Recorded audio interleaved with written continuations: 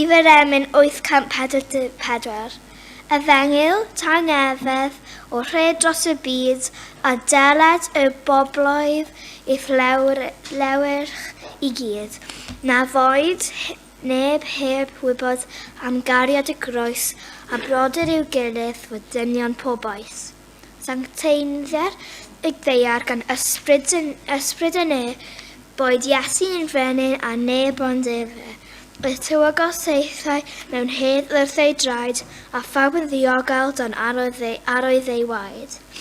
Efengyl tangeddedd dos rhag oto nawr a doed y gyfiawnd o'r nefoedd i lawr. Fel na bydd o mwyach na dial na phoen na chariad a tryfel ond ryfel yr oen. Rhif yr emyn 844.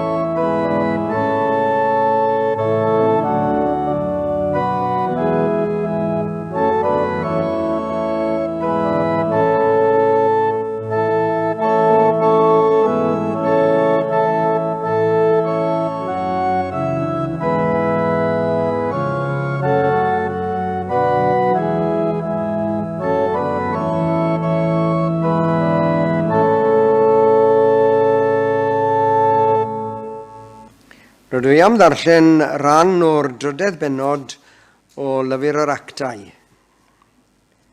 Pedr hefyd ac Ioan aethant i fyny i'r deml ynghyd ar yr awr weddi, sef yn awfed. A rhyw cloff o groth ei fam a ddygid yr hwn a ddodent beinydd wrth borth y deml, yr hwn a elwyd prydferth. I ofyn Elisen gan yr rhai aelai mewn i'r deml. Yr hwn pan welodd fe Pedr ac Ioan a'r fedr myned i mewn i'r deml a ddeisyfodd gael Elisen. A Pedr yn dal sylw arno gydag Ioan a ddywedodd, edrych arnom ni. Ac efe addaliodd sylw arnynt, gan obeithio cael rhywbeth ganddynt.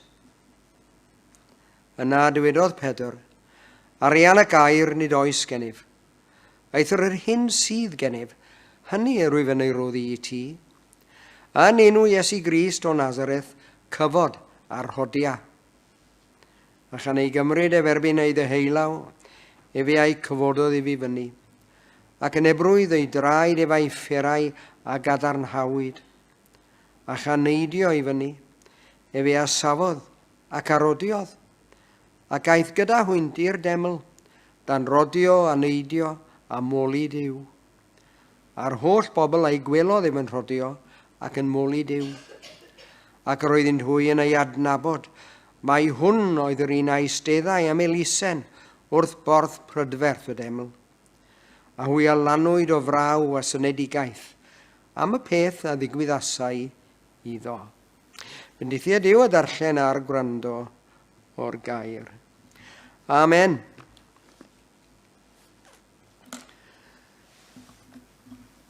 Gawn ni gan i mellach rebyn 589.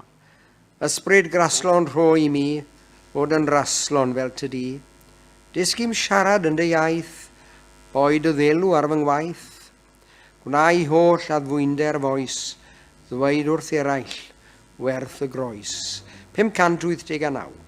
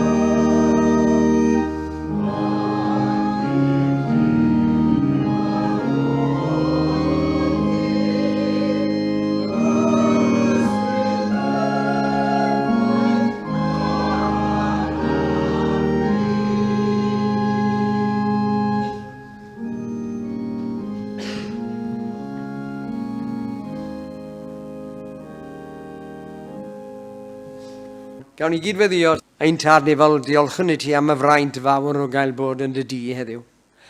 A mae'n brofiad hyfryd i droi i mewn i'r lle sanctaidd hwn. A gwybod bod y saint yn ymgynnull i addoli denw di ac i ddfawrhau. Ac rydym ni yn profi rhyw lawenydd anghyffredin iawn. O wybod ein bod yn dod ger dy frond ac i'th bresenoldeb. Ac rwy ti gyda ni bob amser y le bynnag y byddwn ni.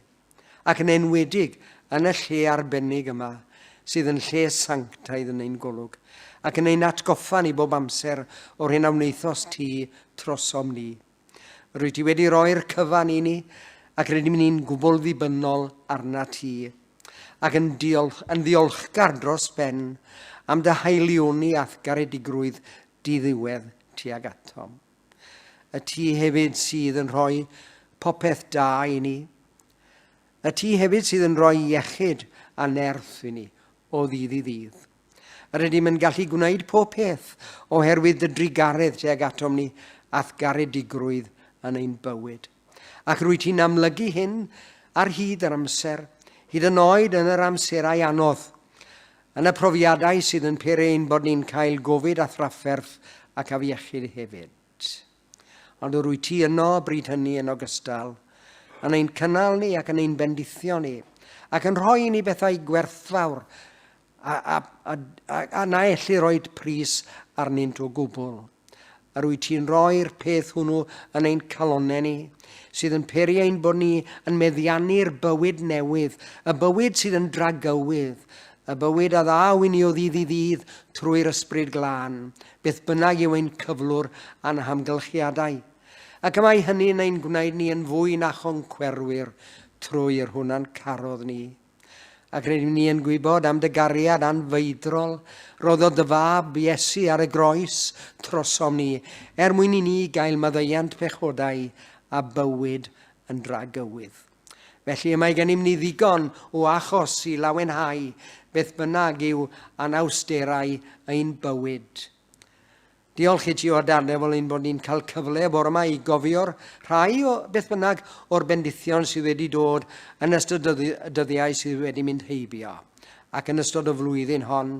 Ac rydym ni'n edrych ymlaen am fwy eto o ddatblygiadau newydd yn y dyfodol. Bydd yn fendith fawr i ni gyd.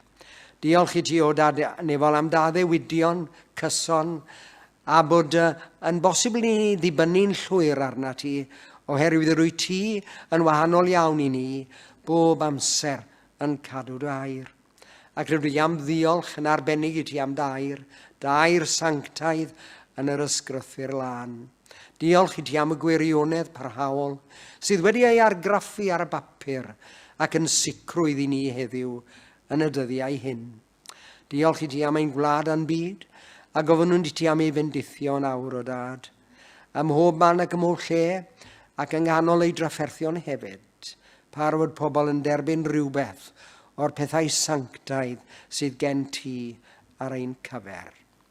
Bendithia'n gwlad ni hefyd o darnifol, a bendithia bawb o darnifol sydd yn dioddef yma ac mewn afiechyd, ac mewn salwch ac mewn trafferthion o bob math. Wnei di o darnifol fod yn gymorth iddynt, a'n gwneud yn unau hefyd yn gymorth i'n gilydd. A mae hynny mor bwysig. Dangos i ni yr hyn yr wyt ti am i ni ei gyflawni, a chaniata yn dy drigaredd, ein bod ni bob amser yn gwneud ewyllus di, gogoniant i ddenw, ac mwyn Iesu Grist, ein harglwydd a'n gwaredwr ni. A'n dysgodd ni ddweud gyda'n gilydd, ein tad. Mae'n rwy'n...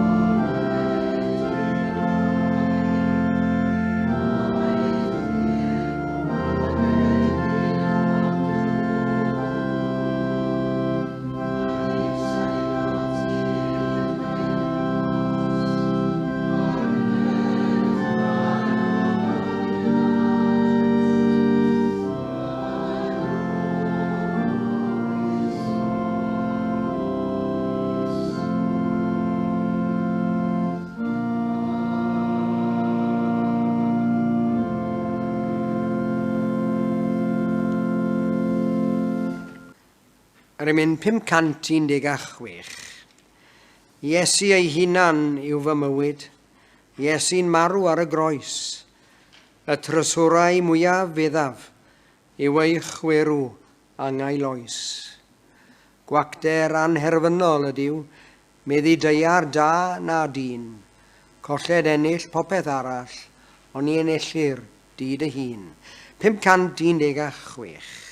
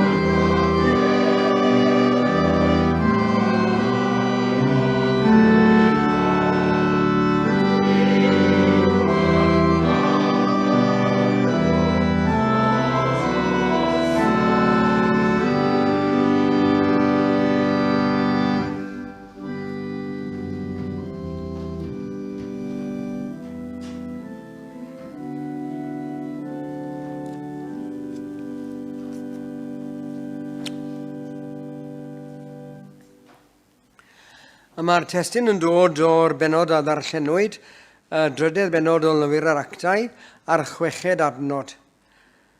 Yna dywedodd Pedr, Arian ac air nid oes gennyf, aeth yr hyn sydd gennyf, hynny rwyf yn ei roddi i ti. Yn enw Iesu Grist o Nazareth, cyfod a'r hodia. Y mae pethau'n digwydd pan aeth Pedr ac Ioan i'r cwrdd gweddi yn y deml. Aeth y ddau ynghyd i fyny i'r deml. A dyna'r lle y maent yn cael ei dyrchafu, fel y cawn ni hefyd ein dyrchafu wrth fynd i dydd Dduw. Y mae Duw yn ein codi ni i le gwahanol ac i ffordd well. Aeth y ddau ynghyd, mynd fel sydd orau, mewn cytgord ac harmoni, cyd gerdded cyfeillgar i dydd Dduw, cymdeithas o gyfeillion, annwyl gan Dduw. Pan awn ni i dydd Dduw, y mae Duw yn dod gyda ni, ac yn ein bendithio ar y ffordd, wrth i ni wneud yr hyn sydd wrth ei fodd. Nid oes neb yn mynd i dydd Dduw ar ei ben ei hun ac i'r awr weddi. Y mae Duw gyda ni a'r ysbryd glân ynom ni. Pan byddwn ni'n ei geisio ef, bydd yn dod yn nes, yn ôl yr addewid yn llythuriagol, nesewch at Dduw ac efe a nesa at o chwi. Ac yn wir, y mae'r salmydd yn cadarnhau'r gwirionedd, nesau at Dduw sydd dda i mi. Wel, y mae'r 9 awr yn nawr arbennig hefyd, yn awr eithriadol. Yn yr awr honno y by'r Iesu ddwedyd, Eli, Eli, lama sabachthani, hynny yw, fy niw, paham ymgadewaist. Yr oedd hi yn awr gysegredig, ac yn wir mae pob awr weddi yn awr gysegredig. Ac roedd Duw yn gwrando arno.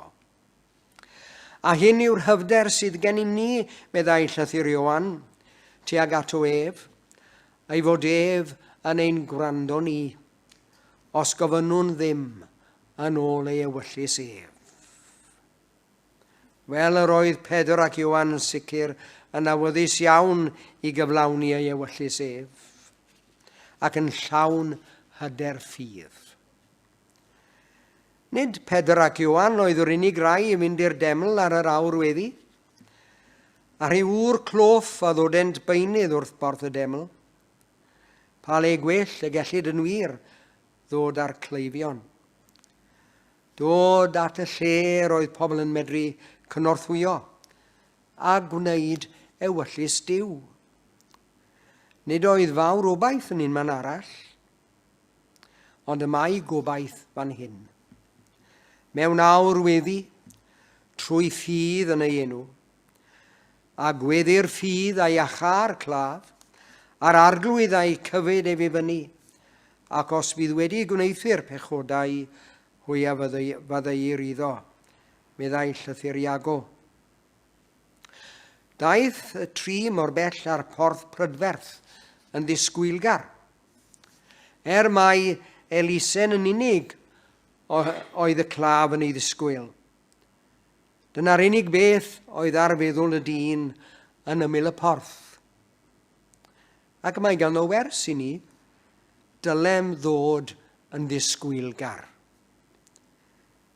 Yn ôl ddwedodd y cenhadwr William Carey, disgwyliwch bethau mawr gan Dduw, a mentrwch bethau mawr dros Dduw.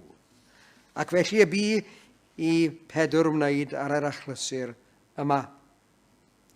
Ac roedden nhw'n disgwyl llawer mwy. Ond i'r hwnna ddichon wneithir yn dra rhagorol, a tu hwnt i bob peth yr ydym ni yn ei dymuno neu yn ei meddwl, yn ôl y nerth sy'n gweithredu ynom ni. Iddo ef y byddo gogoniant yn yr eglwys trwy Grist Iesu dros yr holl genedlaethau, hyd yn oes oesoedd. Dyna ddywed Paul yn y llythyr at yr Effesiaid. Fel disgwyliadau felly oedd yng nghalon Pedr y bore hwn. Haelioni yw un o briodoleddau mawr Duw, ac ef sy'n rhoi pob peth i ni sy'n dda. Ac mae'r awr weddi yn gyfle arbennig i ddiolch iddo. Diolch iddo am yr holl fendithion y mae'n ei tywallt i'n bywyd o ddydd i ddydd. Yr oedd prydferthwch anghymarol yn perthyn i'r deml, yr addurniadau, yr air yn ddisglair. Rhaid oedd rhoi'r gorau i Dduw. Ond y prydferthwch sy'n cyfrif ydyw prydferthwch sancteiddrwydd. Sancteiddrwydd a weddaidd di o arglwydd byth, meddai'r salmydd. A does dim prydferthach na sancteiddrwydd. Sancteiddrwydd sy'n prydferthu popeth. Bywyd o brydferthwch yw'r bywyd sanctaidd. Faint sy'n mynd i'r awrweddi yn y deml heb weld y prydferthwch a disgwyl llain a'r gorau sydd gan Dduw ar ein cyfer. Gweld mor ddrud yw e, heb weld mor hardd yw e. Porth prydferth yw gweddi, a'r ysbryd glân sy'n prydferthu. Yr ysbryd sy'n sancteiddio. Ac mae'r gŵr cloff yn gofyn am arian. Dyna beth mae'r byd yn ei geisio. A'i gael, dim mwy a dim gwell, ac nid yw byth yn cael digon. Pethau sy'n dirywio a diflannu. Dyna mae dyn yn ei chwenychu. Ond mae Duw am roi ni yr hyn sydd o dragwyddolwer. A phan ymddangoso Penbigail, chwi a gewch dderbyn aniflanedig goron y gogoniant. A Phedr yn dal sylw arno. Edrych am mynd heibio oedd y dorf fel arfer, a teimlo fel fi yn y ddinas ma. Nid oes dim y medra fe'i roi fydd yn help. Nid arian yw'r ateb i'w problemau. Tu ôl i broblemau pobl, a mae problem foesol ac ysbrydol sy'n anrheithol fwy.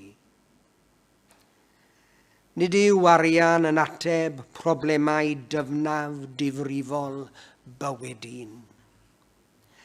Anghenion ysbrydol yw'r anghenion mwyaf difrifol, a phan fyddwn ni'n datrys rheini, bydd popeth arall yn dilyn. Rhaid i ni geisio o'r hyn sydd gan Dduw yn unig i'w roi i ni. Yn yw y mae gobaith am fywyd gwerth ei fyw. Hebddo ofer yw bywyd a gwag yw ein byd, byd o bethau.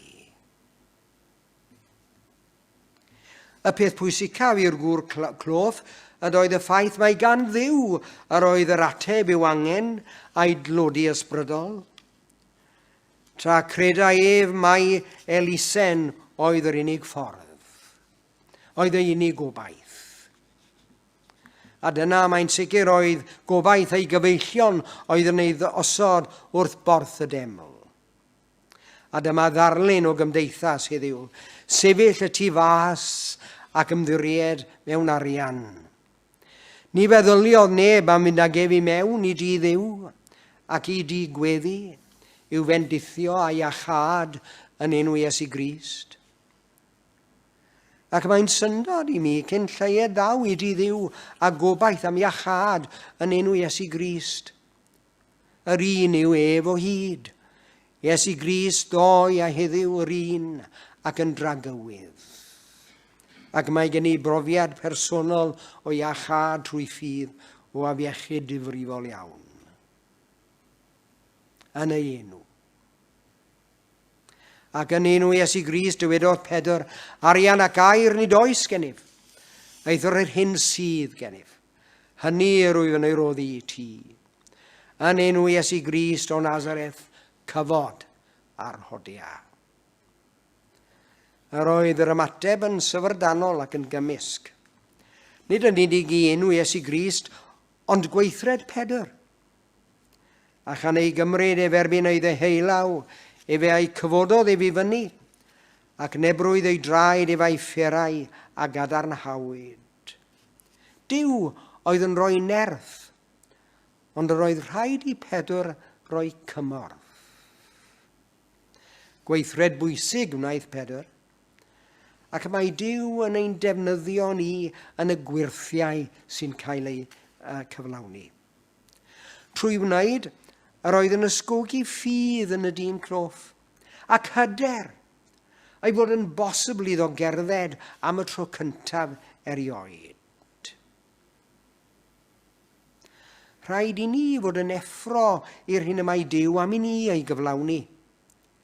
A'r peth nesaf, a chaneidio i fyny, efe a safodd ac arodiodd, ac aeth gyda hwyndi'r deml dan rodio a neidio a moli Dyw. Ac y mae'r holl bobl yn ei weld yn rodio a moli Dyw. Deisyfiad am Elisen oedd deisyfiad y gŵr cloff.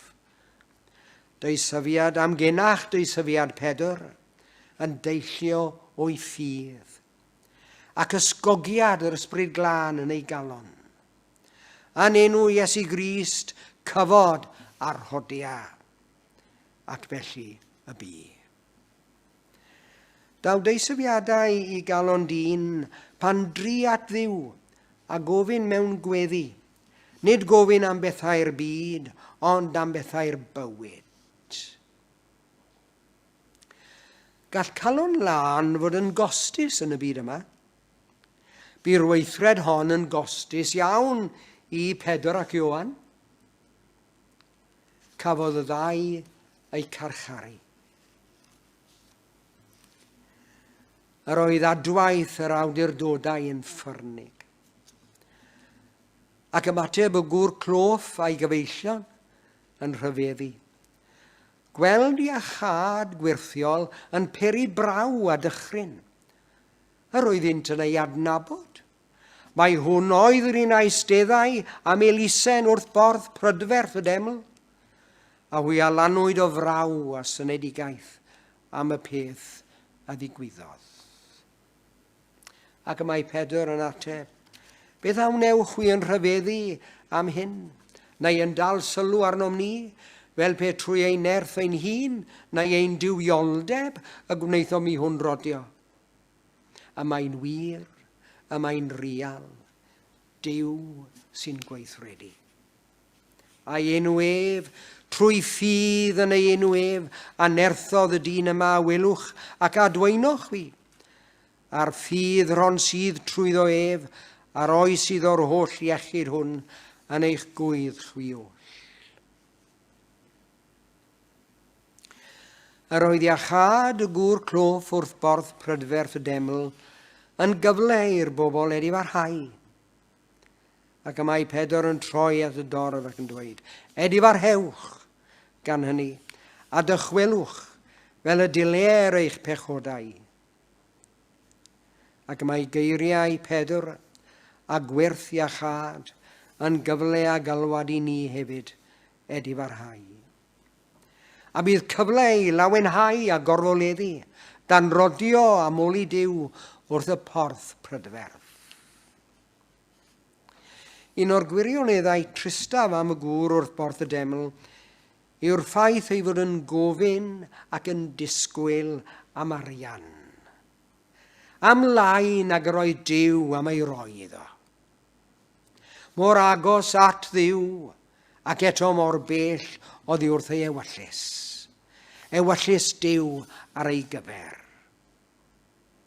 Rwy'n ofni weithiau ein bod ni'n debyg iawn i'r gŵr cloff, yn gofyn am lai nag mae Dyw am ei roi i ni. Caiff ymateb y gŵr cloff ei grynhoi mewn adnod yn y salmau.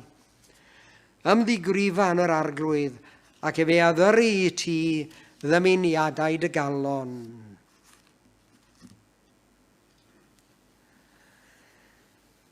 caiff ei ymateb wedi ei achau i ddisgrifio yn yr hanes yn llyfr yr actau. Ond beth am ei gyflwr cynwyrth? Rhaid i ni ystyried cyflwr y gŵr clof wrth y porth prydferth a'r tŷ gweddi. Yn yr holl hanes, y mae heb enw, yn ddi enw. Fel petai neb yn ei nabod na ei gydnabod. Nid oedd pobl yn gwybod ei enw. Yr oedd wedi bod yn sefyll yno ers pan oedd yn blentyn. Wedi dod i'r fan y porth prydferth ers yn blentyn. Yr oedd wedi ei eni yn gloff. Beth oedd yn ei feddwl?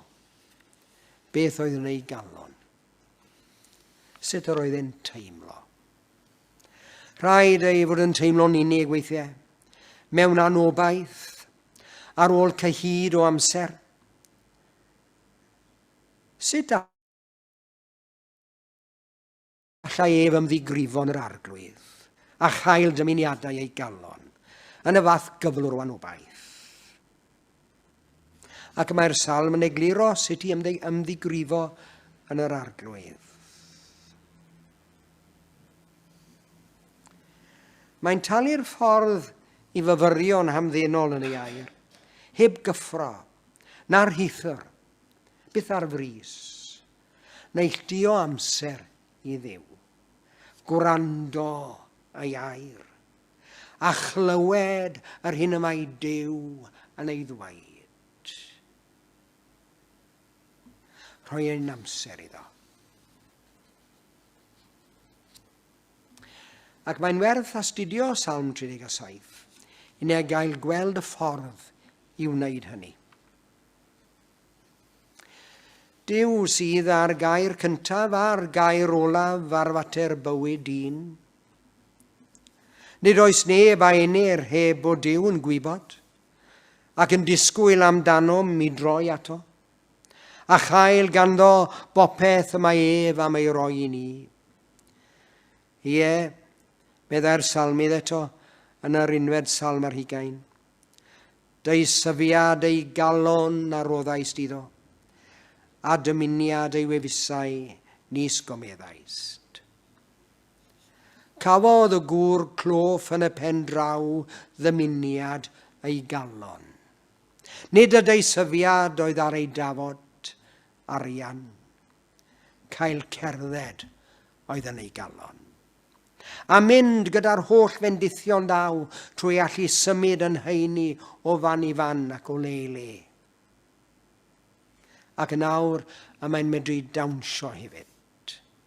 Gwnaeth yr hyn ddwedodd y salmydd, ymddigrifo yn yr arglwydd, ymroedd i'w ymgolli ynddo, neidio a dawnsio a moli Duw, wedi cael deisyfiad ei galon. Moliant i Dduw. Gofynnwch i Dduw am yr hyn sydd yn eich calon. Credaf ein bod yn cael gan Dduw ddymuniadau ein calon. Nid yr hyn a ofynnwn amdano'n aml iawn, trwy'r meddwl a'r tafod, ond yr hyn sydd yn wir yn ein calonau ni, y dyheadau dyfnaf. Y gorau sydd wedi guddio yn y galon.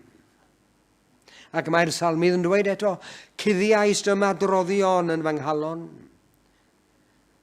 A'r cwestiwn i bob i Cristion ydy hyn, beth yw dymuniadau dyfnaf fy nghalon?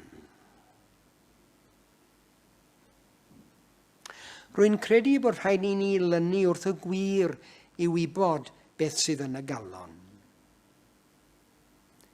A'r ffordd i lynu wrth y gwir yw glynu wrth air Duw. Geiriau Duw a geiriau Iesu. Fel dywedodd y proffwy Jeremia, galw arnaf am i athatebaf, ac addangosaf i ti bethau mawrion a chedyrn yr rhai nis gwyddost. Y mae'r amhosibl yn bosibl. Galw arnaf! ac mae Duw yn gwrando.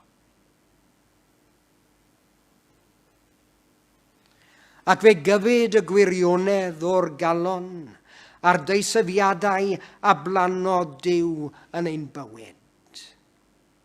Y mywyd y sawl sy'n ymddigrifo yn yr arglwydd. Beth yw ymddigrifo yn yr arglwydd? Gwneud ei ewyllus ef yw dyhead dyfnaf fy nghalon. Dyna yw ymddigrifo yn yr arglwydd. Dyna ddaw a gwir lawenydd i fywyd. Dymuniadau ein calon yw gwneud ewyllus Duw. Amen.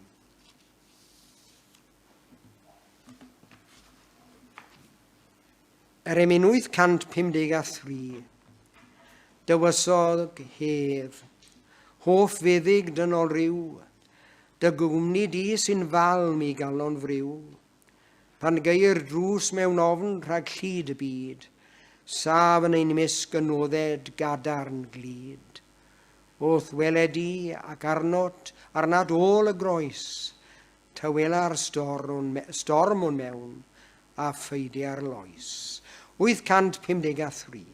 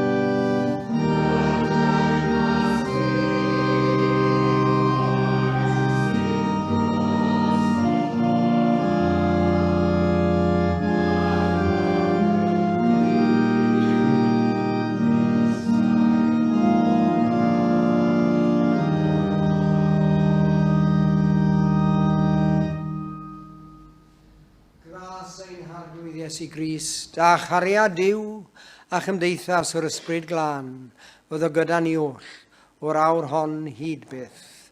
Amen.